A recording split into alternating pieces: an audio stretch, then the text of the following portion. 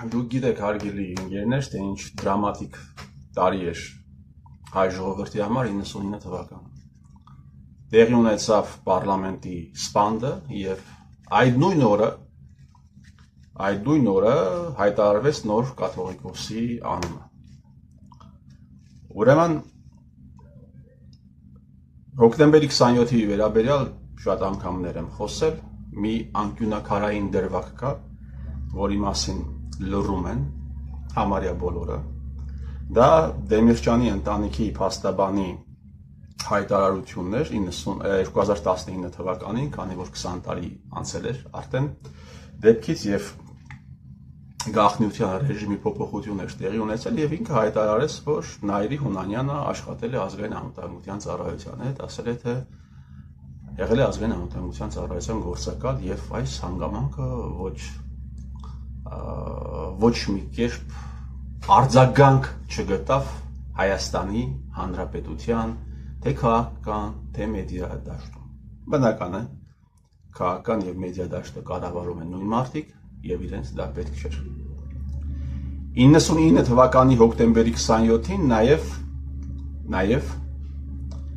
ուրեմն հայտարարվեց նոր կաթողիկոսի անունը։ Բազմաթիվ վկայություններ կան առայն, որ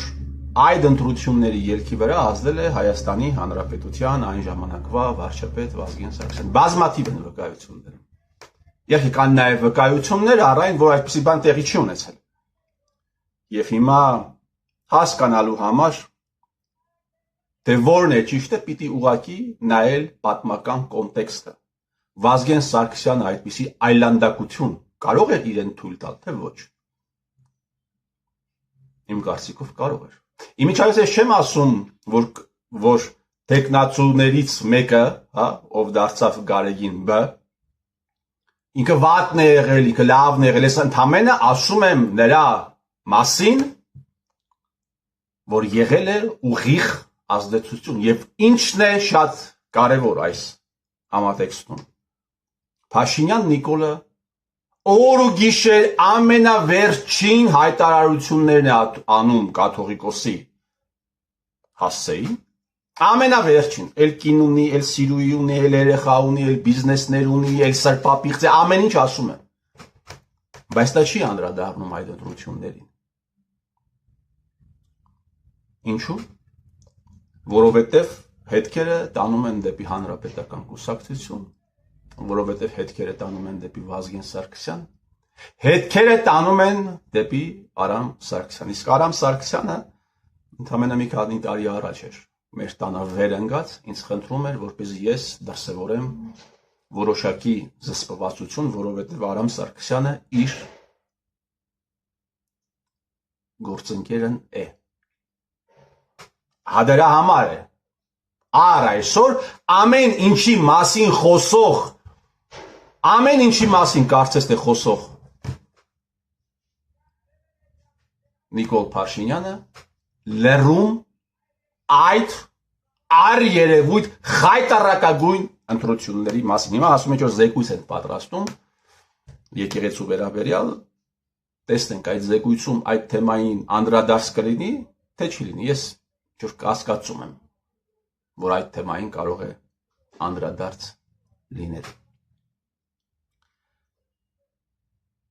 Ինչ է, հիմա մի տեր դուրս կգա, կսկսի հիմնավորել, ինչ է, Դանիելի մարգարեություններում էր գրված, որ կայսրությունը պիտի փլուզվի, պիտի երկրի առաջնորդ դառնա Դավալեցի մի ֆիզկուլտուրնիկ եւ ինքը պիտի ասի, թե ով պիտի հետագայում դառնա այս ազգի հովվապետը։ Դա մարգարեություններում է գրված եղել։ Ընդհանրապես մենք քրիստոնեությանը վերաբերվում ենք շատ հետաքրքիր կերպ։ Կա մի մասսա, ով ասում է Քրիստոսին ասում է ջհուդի զավակ, բան, շատ արհամարական։ Շատ են այդպիսի մարդիկ։ Կա մարդկանց մի խումբ, բավական էլի մեծ, ովքեր սա էլ մեկ այլ ծայրահեղություն է, որոնք համարում են Քրիստոսին հայ։ Քրիստոսը հայ է եղել,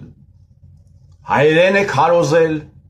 արամերեն է քարոզել, այսինքն հայերեն է քարոզել, այս մարդկանց թվում է, եւ սրանք ծայրահեղություններ են։ Հազարների, տասնյակ հազարների մասին է խոսքը եւ Քրիստոսի վարտաբետության տոտալ մերժում։ Բայց քրիստոնեությունը առաջինը ընդունած որպես պետական կրոն առաջինն ընդունած ազգն ենք։ Ուրեմն նաև երեք մի հարցի մասին եմ ուզում ես խոսել։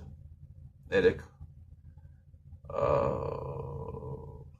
ինքնիշխանությունից էր խոսում, ասում եմ մենք ինքնիշխան ենք դարձել, մենք անկախ ենք դարձել, մենք կամ այդ ճանապարհին ենք։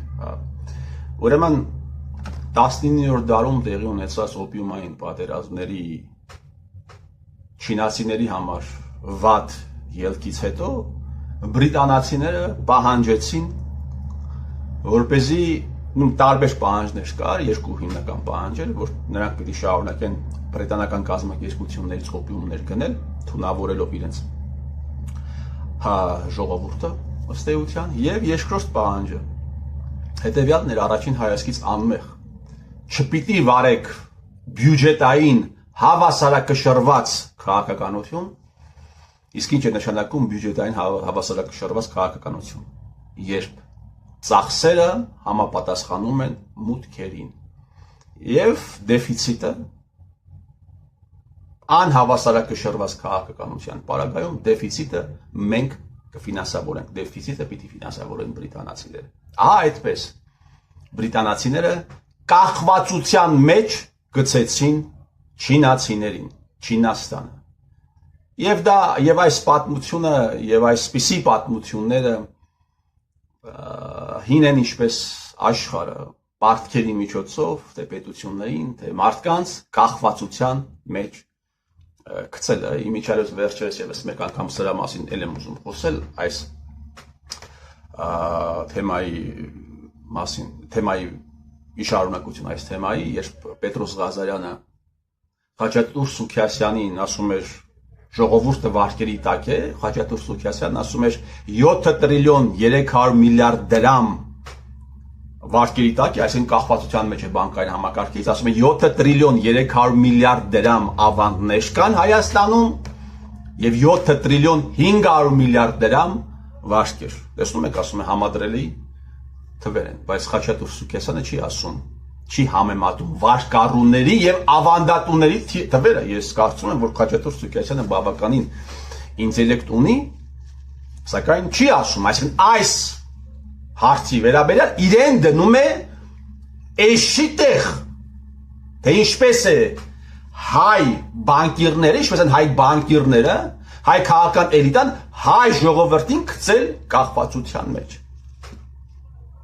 Իմիջիայլոց այս թեմայի վերաբերյալ ես հիմա կարող եմ նույնիսկ գիրքը ցույց տալ այս թեմայի վերաբերյալ Տոմա Պիկետին հրաշալի այս կրատկա իստորիա ռավենства այս գրքում հրաշալի ներկայացնում է, գլուխ ունի այս թեմայի վերաբերյալ եւ ես խորհուրդ կտամ հենց Փաշինյան Նիկոլին կարդա մինչև անկախության մասին, ինքնիշխանության մասին պարլամենտում իր բարբաջանքները կարդա հասկանա թե ինչպես են մարդիկ ընկնում եւ պետությունները ընկնում ուղիղ կախվածության տակ եւ հետո նոր խոսի Հայաստանի Հանրապետությունը անկախ է, անկախ չի, Հայաստանի Հանրապետությանը դեֆոլտ սպառնում է, թե դեֆոլտ չի սպառնում։ Եվս մեկ անգամ պիտի հիշեցնեմ, որ ուրեմն մոտավորապես 3 տրիլիոն է բյուջեի ծախսերը, այդ 3 տրիլիոնից 400 միլիարդ դրամը, 3 տրիլիոն դրամի մասին է, 400 միլիարդ դրամը, մեկից ավել միլիարդ դոլար մենք պիտի վճարենք միայն պարտքերի տոկոսների համար, ոչ թե մայր գումարի, այլ տոկոսների համար։ Կարդա Փաշինյան Նիկոլ Տոմա Պիկետի, կարծում եմ քեզ պետք կգա։ Եվ քանի որ այստեղ գրքերից ես խոսեցի, ճիշտ ասած չէ բան արել, որ գրքերից պիտի խոսեմ, այսպիսի մի հրաշալի գիրք կա, հեղինակները Զիգմունդ Ֆրեյդ եւ Ուիլյամ Բուլիտ, Զիգմունդ Ֆրեյդին ներկա այստեղ կարծում եմ։ Պետք չէ Ուիլյամ Բուլիտը եղել է Վիլսոնի ուրեմն ադմինիստրացիայի ներկայացուցիչի Փարիզյան խաղաղ կոնֆերանսի ժամանակ, այսինքն երկու մարդ, ովքեր պրոֆեսիոնալներ են եւ մեկը ուղիղ աշխատել է իր աշխատակազմում Վիլսոնի եւ շատ լավ գիտի թե ով է նա, նրանք գրել են այս գիրքը Թոմաս Վուդրո Վիլսոնի հոգեբանական պորտրետն այսպես ասած ներկայացել եւ եթե ես ընդամենը մի մեջբերում անեմ այս գրքից ինչու եմ այս գրքից մեջբերում անում, որովհետև 100 տարի անց Հայաստանի ժողովրդին դեռ Վիլսոնի իրավար արվեջրով մոլորեցնող մարդիկ կան։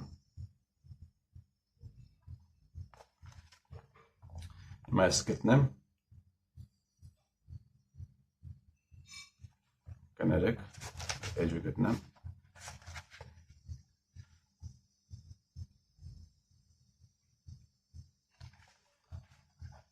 Ասում են մշտապես ասում է Ուիլյամ Բուլիտը Վիլսոնը նման էր նրան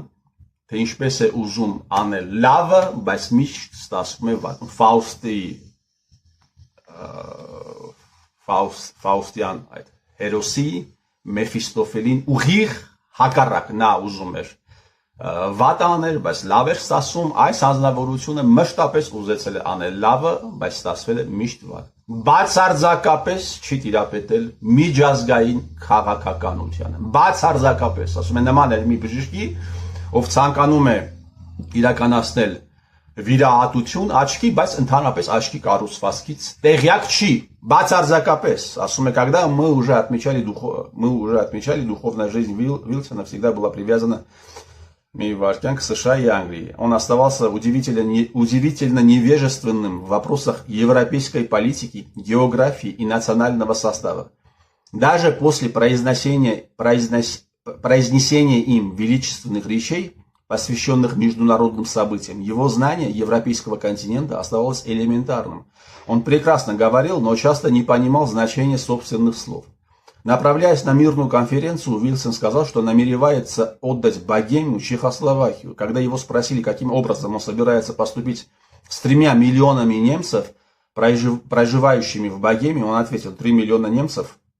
в Богемии. Любопытно, Масарик никогда не говорил мне об этом. На одном из обедов в Белом доме в феврале 2016 года разговор зашел о евреях. Вилсон настаивал на том, что еврейское население составляет по крайней мере 100 миллионов человек. Когда ему сказали, что их меньше 15 миллионов, он послал за альманахом мира, и даже после того, как увидел эту цифру, с трудом мог поверить, что ошибся. Он отдал Южный Тироль Италии, так как не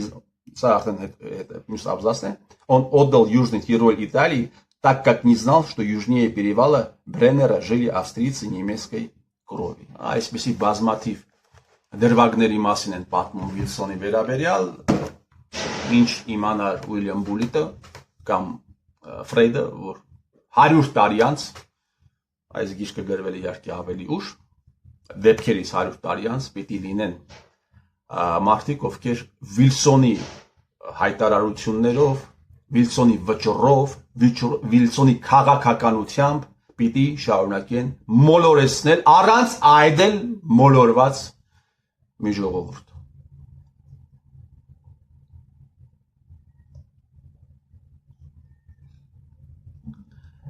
Ես վստահ եմ, որ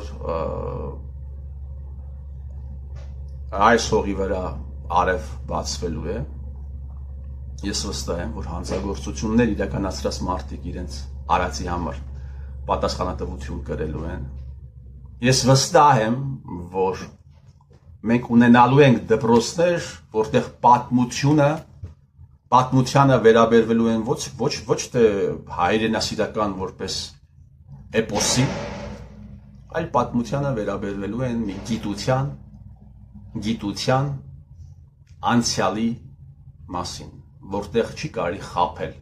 որը պիտի իմանաս համապատասխան հետևությունների եւ առաջին հերթին քեզ քո պետությունը, քո ազգը ճանաչելու համար։ Այսքանը